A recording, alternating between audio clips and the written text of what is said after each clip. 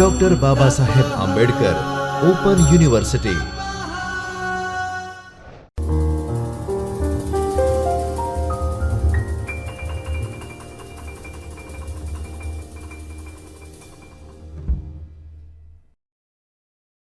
નમસ્કાર વિદ્યાર્થી મિત્રો, ડૉક્ટર બાબા સાહેબ આંબેડકર ઓપન યુનિવર્સિટીના ચૈતન્ય સ્ટુડિયોમાં હું ડૉક્ટર ખુશ્બુ જાદવ આપનું હાર્દિક સ્વાગત કરું છું. વિદ્યાર્થી મિત્રો, આજે આપણે માસ્ટર ઓફ કોમર્સ તેના પ્રથમ વર્ષ વિષય આત્મસંચાલ અને કારકિર્દી તેનો યુનિટ નંબર 10 ઇક્યુ અને આઈક્યુ તેના વિશે આજે આપણે અભ્યાસ કરવા જઈ રહ્યા છીએ. વિદ્યાર્થી મિત્રો, સૌપ્રથમ આ યુનિટની આપણે રૂપરેખા જોઈ લઈએ. ઇક્યુ અને આઈક્યુ એટલે કે ઇમોશનલ કોશન્ટ અને ઇન્ટેલિજન્ટ કોશન્ટ, તો તે યુનિટમાં કયા કયા મુદ્દાઓનો આજે આપણે અભ્યાસ કરવાના છે તેના પર એક નજર કરી લઈએ. સૌપ્રથમ આપણે ભાવનાત્મક બુદ્ધિઆંક અથવા તો ભાવનાત્મક આંક એ શું છે તેના વિશે આજે આપણે ચર્ચા કરીશું. ભાવનાત્મક બુદ્ધિનું મહત્ત્વ શું છે, ભાવનાત્મક બુદ્ધિની અસરકારકતા અને તે બુદ્ધિને કેવી રીતે વિકસિત કરવી તેના વિશે આજે આપણે અભ્યાસ કરીશું. ત્યારબાદ લાગણીઓને નિયંત્રિત કરવાની ઘણી બધી અસરકારક રીતો છે, તો તેના વિશે આજે આપણે અભ્યાસ કરવાના છીએ. અને છેલ્લે ભાવનાત્મક બુદ્ધિના ઉપયોગના ફાયદા તથા તેની મર્યાદાઓ. તો વિદ્યાર્થી મિત્રો, સૌપ્રથમ આપણને પ્રશ્ન થાય કે આ ભાવનાત્મક બુદ્ધિઆંક અથવા તો ભાવનાત્મક આંક એ શું છે? તો ભાવનાત્મક બુદ્ધિ એટલે કે ઇમોશનલ ઇન્ટેલિજન્સ અથવા તો ભાવનાત્મક આંક એટલે કે ઇમોશનલ કોશન્ટ, તેનો અર્થ એ થાય છે કે ભાવનાઓ કે લાગણીઓનો સકારાત્મક રીતે ઉપયોગ કરવાનો અને સકારાત્મક ઉપયોગ કરવાની સાથે સાથે તેને કાબૂમાં રાખવાની વ્યક્તિની ક્ષમતા, તેને આપણે ભાવનાત્મક બુદ્ધિ અથવા તો ભાવનાત્મક આંક તરીકે ઓળખીએ છીએ. એટલે કે કોઈ પણ વ્યક્તિની ભાવનાત્મક બુદ્ધિનું સ્તર જે છે તે ઘણીવાર પ્રમાણિત પરીક્ષણમાં સ્કોર એટલે કે આંક દ્વારા દર્શાવવામાં આવતું હોય છે, અને આ જે આંક છે તેને આપણે ભાવનાત્મક આંક તરીકે ઓળખીએ છીએ. જો આપણે પીટર સાલ્વે અને જ્હોન મેયર દ્વારા ભાવનાત્મક બુદ્ધિની વ્યાખ્યાને સમજવાનો પ્રયાસ કરીએ તો તેમના મુજબ કોઈની પોતાની અને અન્ય લોકોની લાગણીઓ પર નજર રાખવાની ક્ષમતા, વિવિધ ભાવનાઓ વચ્ચે ભેદ પારખવાની ક્ષમતા અને તેમને યોગ્ય રીતે ઓળખવાની ક્ષમતા અને વિચારસરણી અને વર્તનને માર્ગદર્શન આપવા માટે ભાવનાત્મક માહિતીનો ઉપયોગ કરવાની ક્ષમતા, તેને તેઓ ભાવનાત્મક બુદ્ધિ તરીકે ઓળખાવે છે. જો આ વ્યાખ્યાને આપણે વિસ્તારથી સમજવાનો પ્રયાસ કરીએ તો તેને વિસ્તાર કરીને 4 સૂચિત ક્ષમતાઓમાં સુધારી દેવામાં આવી છે. જે સૌપ્રથમ છે અનુભવોને સમજવા, ત્યારબાદ બીજું છે ભાવનાઓનો ઉપયોગ કરવા, ત્રીજું છે લાગણીઓને સમજવા અને ચોથું છે સંવેદનાઓને સંચાલિત કરવા. એટલે કે આ વ્યાખ્યા જે છે તેને આપણે જો વિસ્તારથી સમજવું હોય તો આ 4 ભાગમાં વિભાજિત કરીને આપણે તેને સમજી શકીએ છીએ. એટલે કે અનુભવોને કેવી રીતે સમજી શકાય, ભાવનાઓનો કેવી રીતે ઉપયોગ કરી શકાય, લાગણીઓને સમજવાની ઘણી બધી રીત છે તો તેને સમજીને આગળ વધી શકાય, અને છેલ્લે છે સંવેદનાઓને સંચાલિત કેવી રીતે કરવું. તો આ અલગ અલગ જે ક્ષમતાઓ જે છે તે અલગ હોવા છતાં પણ તે એકબીજા સાથે જોડાયેલી છે, એટલે કે સંબંધિત છે. એટલે કે ભાવનાત્મક બુદ્ધિ જે છે તે આંતરવ્યક્તિત્વની ગતિશીલતાના વિચાર અને સમજને વધારવા માટે જે અનુભૂતિ છે અને લાગણીઓ તેની સાથે જોડવાની ક્ષમતાને પણ તે પ્રતિબિંબિત કરતું હોય છે. વિદ્યાર્થી મિત્રો, આપણે જો આ જે વ્યાખ્યા છે તેને થોડું વિસ્તારથી સમજીએ તો ભાવનાત્મક બુદ્ધિ જે છે તે સામાન્ય રીતે 4 લક્ષણો દ્વારા વ્યાખ્યાયિત કરવામાં આવે છે, જેમાં સૌપ્રથમ છે સવ્યવસ્થાપન. તો સવ્યવસ્થાપનનો અર્થ એ થાય છે કે આવેગજન્ય લાગણીઓ અને વર્તનને કેવી રીતે નિયંત્રિત કરવું, કે તે એક વ્યક્તિના હાથમાં રહેલું છે કે તે તેને કેવી રીતે નિયંત્રિત કરી શકે છે. અમુક વખત એવું હોય છે કે આપણે જાણતા હોઈએ છીએ છતાં પણ આપણે અમુક વર્તન કરી બેસીએ છીએ, એટલે કે તે વર્તનનું, તે લાગણીનું આપણને ભાન છે કે નહીં તે જોવું, સ્વસ્થ રીતે લાગણીઓને સંચાલિત કરવી, પહેલ કરવી, પ્રતિબદ્ધતાઓનું પાલન કરવું અને બદલાતા સંજોગોમાં અનુકૂલિત થવામાં સક્ષમ હોવું. વિદ્યાર્થી મિત્રો, ત્યારબાદ છે સ્વજાગૃતિ. સ્વજાગૃતિ જેટલું સ્વવ્યવસ્થાપન છે તેટલું જ મહત્વનું સ્વજાગૃતિ છે. એટલે કે આપણે આપણા વિશે કેટલા જાગૃત છીએ, આપણી ભાવનાઓ વિશે, લાગણીઓ વિશે, વર્તન વિશે, વિચારો વિશે. એટલે કે ભાવનાઓ, વિચારો અને વર્તનને કેવી રીતે અસર કરે છે તેની સમજ હોવી, શક્તિ અને નબળાઈઓની જાણ હોવી અને આત્મવિશ્વાસ હોવો. તો આ બધી જ વસ્તુ ખૂબ જ મહત્વની છે માણસના જીવનમાં. જ્યારે તેને પોતાની સ્વજાગૃતિ એટલે કે પોતાના વિશે તે આ બધી જ વસ્તુ વિશે તેને જાણ હશે તો તે ચોક્કસથી આગળ સારી રીતે વધી શકશે. ત્યારબાદ છે સામાજિક જાગૃતિ. સામાજિક જાગૃતિ એટલે કે સમાજ પ્રત્યે સહાનુભૂતિ હોવી, અન્ય લોકોની લાગણીઓ અને જરૂરિયાતો અને ચિંતાઓને સમજી શકવાની ક્ષમતા હોવી. જો આપણે ભાવનાત્મક સંકેતોની વાત કરીએ તો ભાવનાત્મક સંકેતો પસંદ કરવાની ક્ષમતા દરેકની સરખી હોતી નથી. એટલે કે અલગ અલગ ક્ષમતા દરેક વ્યક્તિ પ્રમાણે અલગ અલગ હોય છે. જેમ કે સામાજિક રીતે આરામદાયક અને સ્વાસ્થ્યનો સારી રીતે અનુભવ કરવો, જૂથ અથવા સંગઠનમાં શક્તિ, ગતિશીલતાને ઓળખી શકવાની ક્ષમતા હોવી, આ દરેક વસ્તુ સામાજિક જાગૃતિ વિશે આપણને સમજાવે છે. ત્યારબાદ છે સંબંધોનું વ્યવસ્થાપન, એટલે કે સારા સંબંધોને કેવી રીતે વિકસાવવા અને તેને કેવી રીતે જાળવવા, તેને સ્પષ્ટ કેવી રીતે વાતચીત કરવી, અન્યને પ્રેરણા આપવી અને પ્રભાવિત કરવા. જો જૂથમાં સારી રીતે કાર્ય કરવું હોય અને સંઘર્ષનું સંચાલન કરવું હોય તો આ વગેરે વિશે આપણે સમજી શકીએ છીએ. ત્યારબાદ છે ભાવનાત્મક બુદ્ધિનું મહત્ત્વ, એટલે કે વિદ્યાર્થી મિત્રો, અનુભવ અને કુશળતા હોવી જેટલું મહત્ત્વનું છે તેટલું જ મહત્ત્વ ભાવનાત્મક બુદ્ધિનું હોય છે. એટલે કે ભાવનાત્મક બુદ્ધિ સારી અને અસરકારક રીતે અન્ય લોકો સાથે સંબંધ કેવી રીતે બનાવવો ને તેની મદદ કરતી હોય છે. જ્યારે સામાન્ય રીતે આપણે જોઈએ તો વ્યક્તિગત અહંકારને બાજુ પર રાખી ભૂલોમાંથી આપણને શીખવા મળતું હોય છે, એટલે કે પ્રેરણા મળતી હોય છે. જે કોઈ પણ સંસ્થામાં આપણે જોઈએ તો કામ કરતા જે વ્યક્તિ હોય, કર્મચારી, તેના માટે તે ખૂબ જ અગત્યનું છે. એટલે કે લાગણીઓ પર નિયંત્રણ રાખવું, વિચારશીલ ચર્ચા કરવા માટે પણ તે આપણને સક્ષમ કરતું હોય છે. અમુક વખત એવું હોય છે કે સક્રિય શ્રવણ દ્વારા જે ટોચની ભૂમિકામાં રહેલા કર્મચારી છે તેમના માટે ભાવનાત્મક બુદ્ધિનું મહત્ત્વ ખૂબ જ વધારે હોય છે. ત્યારબાદ આપણે જોઈએ તો કોઈની પણ ટીકાને સકારાત્મક રૂપે હંમેશા લેવું જોઈએ અને તે લેવાથી શું થશે કે દ્રઢતા પ્રદાન થશે. ત્યારબાદ આપણે જોઈએ કે કોઈ પણ વ્યક્તિ જ્યારે દબાવમાં હોય છે, કોઈ પણ રીતે તે દબાણમાં હોય છે, કોઈ પણ કાર્યના લીધે કાં તો કોઈ પણ કારણથી, તો ત્યારે પણ શાંત અને સ્વસ્થ મન રાખવામાં તે આપણને મદદરૂપ થતી હોય છે. એટલે કે ભાવનાત્મક બુદ્ધિનું જીવનના દરેક સ્તરે ખૂબ જ મહત્ત્વ રહેલું હોય છે. જો ભાવનાત્મક બુદ્ધિ ક્ષમતા સારી હોય તો બઢતી મેળવીને ઉચ્ચ હોદ્દા પર પહોંચવું અને ટકી રહેવું સરળ બનતું હોય છે.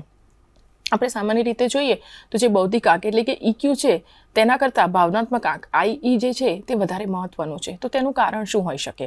તો કે તેનું કારણ એ છે કે દરેક વ્યક્તિ પાસે સારી કારીગરી છે, પરંતુ તેની ટીમના સામાજિક અને ભાવનાત્મક મુદ્દાઓને ઓળખવામાં તે અસમર્થ છે.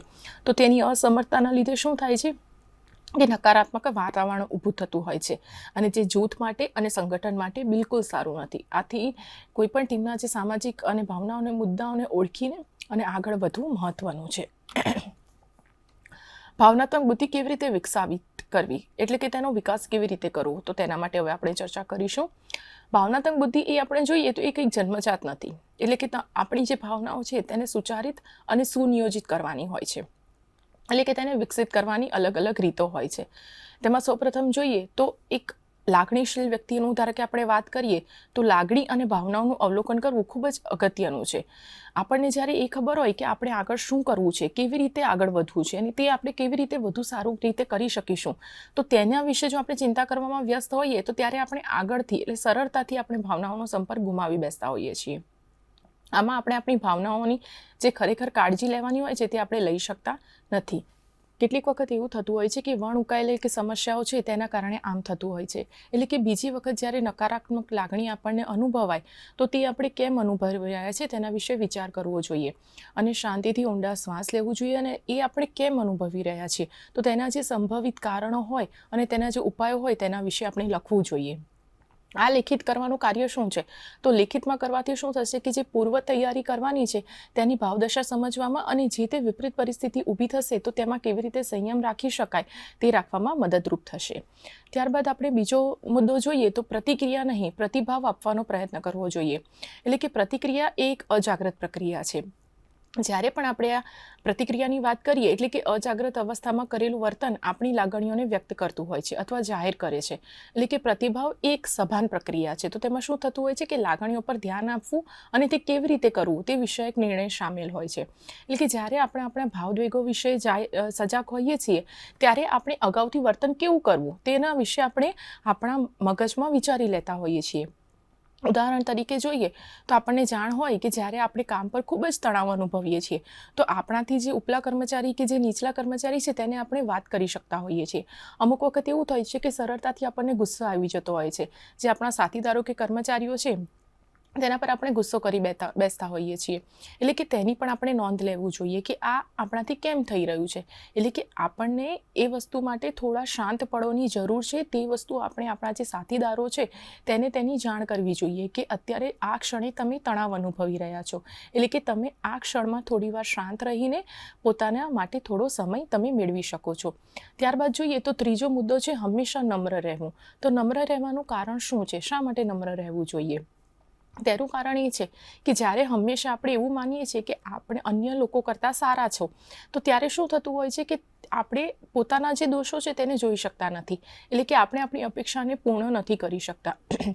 તો તેના લીધે શું થાય છે કે જે અમુક બાબતો જે છે તેના વિશે આપણે વ્યગ્ર થવાની સંભાવના વધી જતી હોય છે.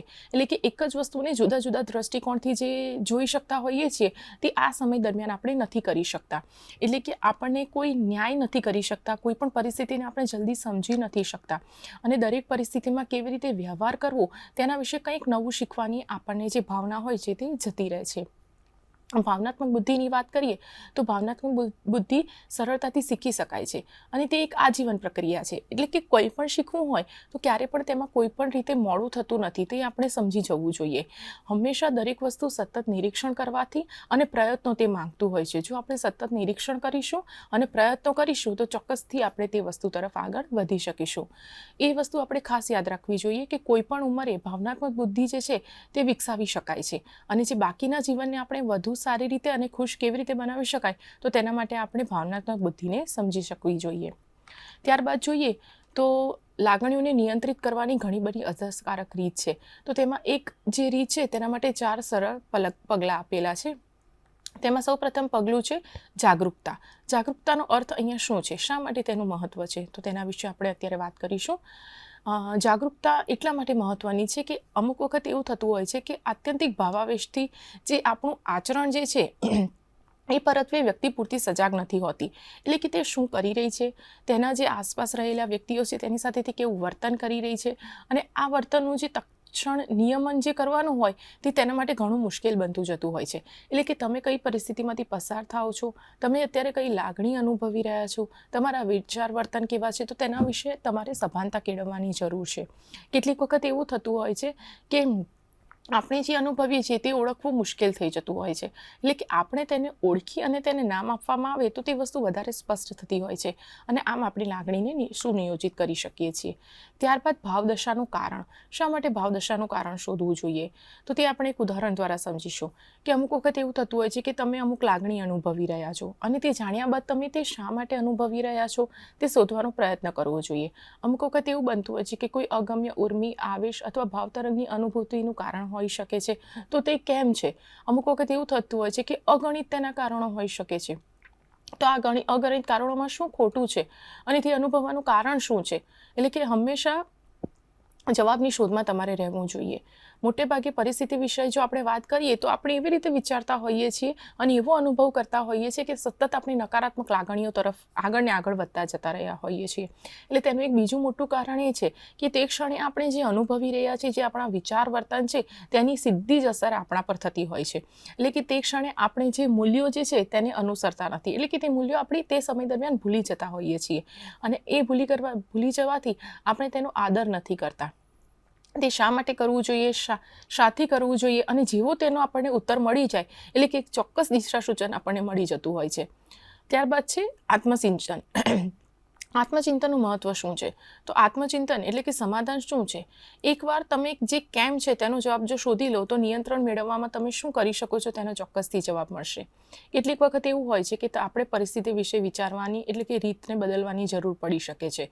તો જો આપણે એવું અનુભવીએ કે તમારા વિચારો જ તમારી લાગણીઓ તરફ દોરી જાય છે અને તેથી જ આપણને બધું ખરાબ લાગે છે, અને આસપાસ રહેલા બધા વિચારો, બધી જ વસ્તુ આપણને નકારાત્મક લાગવા માંડે છે. આપણા વિચારો સુદ્ધા નકારાત્મક થઈ જાય છે. એટલે કે તેના કારણે શું થાય છે, આપણે સતત નકારાત્મક લાગણીઓ તરફ દોરાતા જઈએ છીએ, અને તેના કારણે શું થાય છે કે જ્યાં ધ્યાન કેન્દ્રિત કરવું જોઈએ આપણે, ત્યાં ધ્યાન આપણું કેન્દ્રિત થઈ શકતું નથી. ત્યારબાદ છે આપણે કેવા પ્રતિભાવો માંગીએ છીએ તે પસંદ કરો. આ આપણે આમ જોવા જઈએ તો એક કઠિન મુદ્દો છે. આપણી લાગણીઓને આપણે કેવી રીતે પ્રતિભાવ આપીએ છીએ, કેવી રીતે સંચાલિત કરીએ છીએ, તે એક ટેવ છે. એટલે કે આપણે એવા લોકોની નોંધ લીધી નથી કે જેઓ કંઈ પણ નજીવી બાબતે તણાવમાં મુકાઈ જાય છે. અમુક વખત એવું હોય છે કે કોઈ સામાન્ય પરિસ્થિતિ હોય તો પણ દરેક વ્યક્તિ તણાવમાં મુકાઈ જતી હોય છે, તરત જ મૂંઝાઈ જતી હોય છે કે મારે આમાં શું કરવું જોઈએ. તો આમાં તમે લગભગ દિલગીર થશો, પરંતુ અમુક વખત એવું છે કે વિપરીત પરિસ્થિતિમાં પોતાની જાતને મૂકી અને વિચારવાના કોઈ જ પ્રયત્નો કરતા નથી હોતા. એટલે કે હંમેશા દરેક વસ્તુને એક જ સરખો પ્રતિભાવ આપવાનો એ તે ન હોવું જોઈએ. અમુક માણસ એવું છે કે કંઈ પણ સાંભળીને કંઈ પણ કાર્ય કરવાથી તરત જ હતાશ અથવા તો નિરાશ થઈને બેસી જાય છે. એટલે કે તેમની ભાવનાઓ તેમના પર હાવી થઈ ગઈ હોય છે.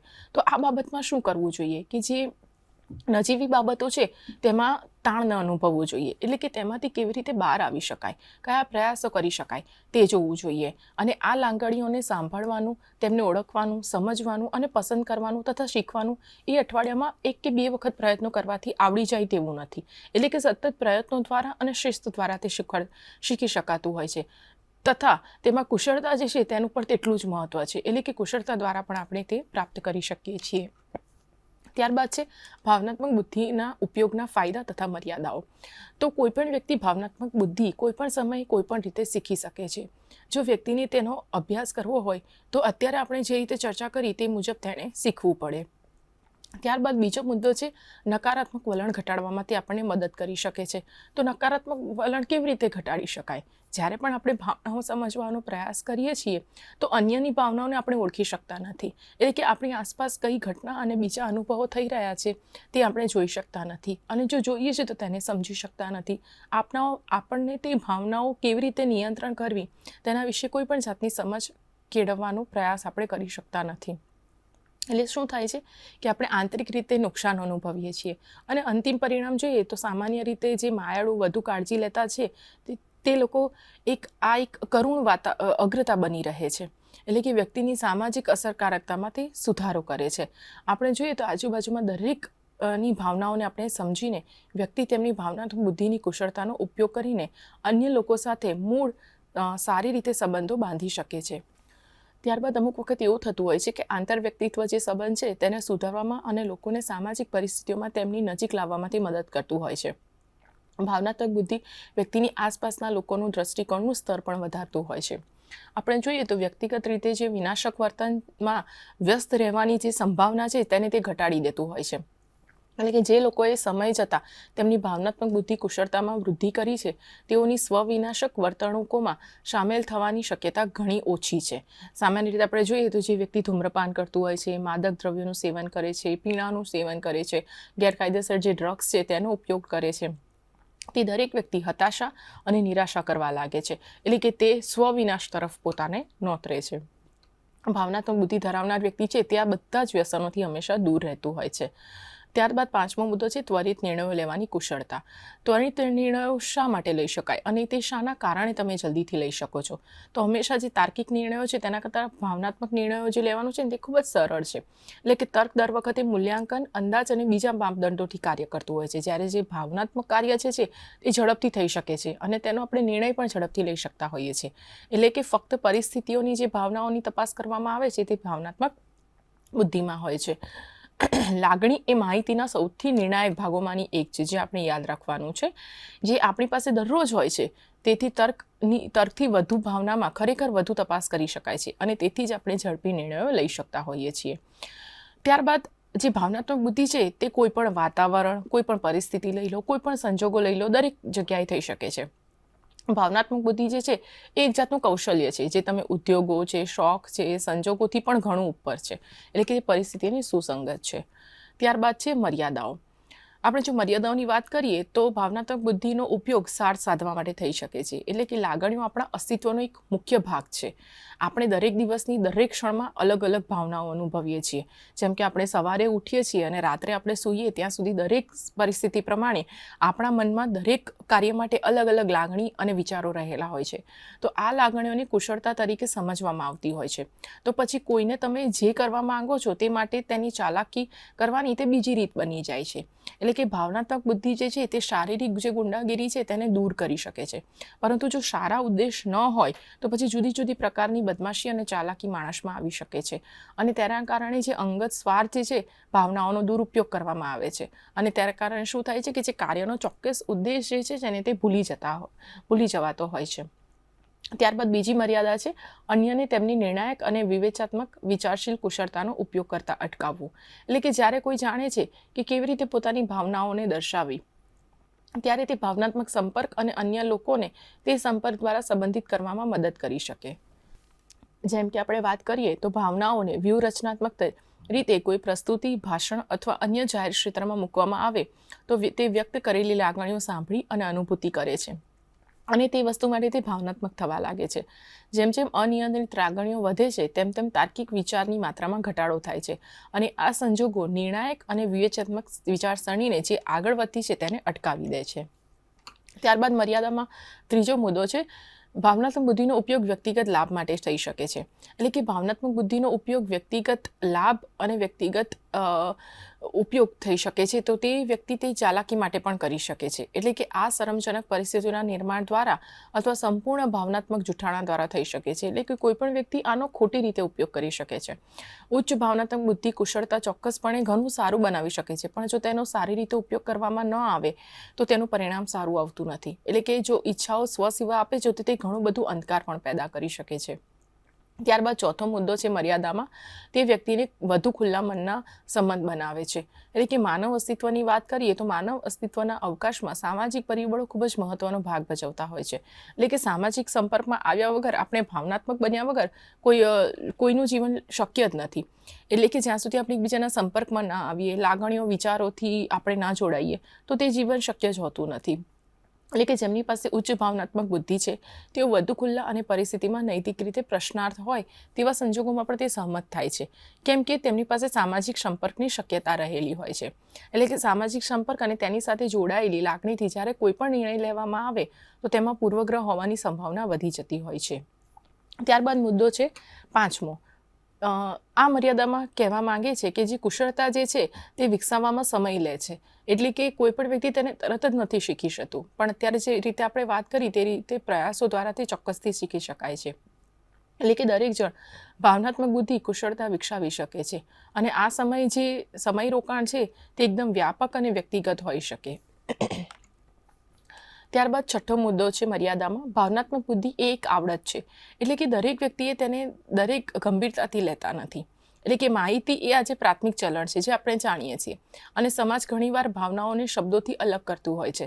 વિદ્યાર્થી મિત્રો, અત્યારે આપણે જાણીએ છીએ કે જે સોશિયલ મીડિયા છે, જેમ કે ફેસબુક પોસ્ટ છે, ટ્વિટર પરની જે ટ્વીટ કરેલી હોય છે એ અમુક વખત ખોટા સંદર્ભથી સમજવામાં આવતી હોય છે અને તેના કારણે જેનું અર્થઘટન કરવું હોય તે ફક્ત જે પ્રાથમિક માહિતી હોય તેના આધારે જ કરવામાં આવતું હોય છે. એટલે કે ભાવનાત્મક બુદ્ધિથી તે કરવામાં આવતું નથી. કોઈના સ્ટેટસ અપડેટ્સની જો આપણે વાત કરીએ તો ખોટું અર્થઘટન કરવું એ હકીકતનો સ્પષ્ટ પુરાવો છે. એટલે કે કોઈ પણ સ્ટેટસ અપડેટ્સ કરે તો દરેક વ્યક્તિ તેને નકારાત્મક રીતે લઈ લે અથવા તો તમે જે કહો છો તે જ રીતે તે સાચું હોઈ શકે તેવું માનવું ન જોઈએ. એટલે કે આને આપણે ભાવનાત્મક બુદ્ધિના રીતે જોવાનો પ્રયત્ન કરવો જોઈએ.